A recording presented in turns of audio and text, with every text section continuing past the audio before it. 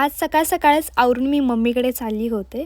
पटकन आवरून घेतलं, त्यानंतर मम्मीकडे गेले. मम्मी म्हणली बाहेरून नाश्ता मागवते. म्हटलं ठीक आहे. तिने लोणी डोसा मागवला. त्यानंतर आम्ही तिघी बाहेर पडलो, कारण थोडंसं कामं वगैरे होती. कामं आवरून झाल्यानंतर आम्ही काहीतरी खाऊया, म्हणजे पिऊया म्हटलं. म्हणून आम्ही दूध कोल्ड्रिंक ऑर्डर केले तिघींसाठी. हाफ हाफ ते पेलो आणि थोडंसं आणखीन साहित्य घ्यायचं होतं, त्याच्यासाठी मार्टमध्ये आलो.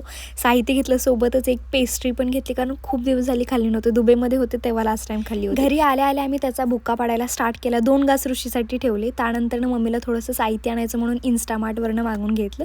खरंच हे खूप युजफुल झालेलं आहे ॲप. पटकन कोणतंही साहित्य मागवायचं असेल तर 2 मिनिटामध्ये मागूनही होतं आणि येऊस तर एक अर्धा तासामध्ये लगेच पोहोचतं ही सामान. आणि हाय क्वालिटीमध्ये साहित्य येतं. थोडंसं एक्स्ट्रा पैसे जातात. त्यानंतर आज मम्मीने बिर्याणी बनवली. लेयरनी बिर्याणी बनवतो, म्हणजेच त्याला थराची बिर्याणी असं म्हणतात. पहिल्यांदा भाताचा लेयर असतो, त्यानंतर चिकनचा, त्यानंतर पुन्हा भाताचा, चिकनचा, असं 4 वेळा. असं जेव्हा तळून बिर्याणी करायची असते ना, त्याला कष्ट आणि मेहनत जास्त लागते, वेळही जास्त लागतो, पण चव ही तशीच अप्रतिम लागते. पहिल्या दिवशी तर चांगली लागतेच, पण दुसऱ्या दिवशी आणखीन मुरल्यानंतर खूप जास्त टेस्ट चांगली लागते. आणि मी तर मम्मीच्या बिर्याणीची फॅनच आहे. मग काय, पोट भरून खाल्लेलं आहे मी.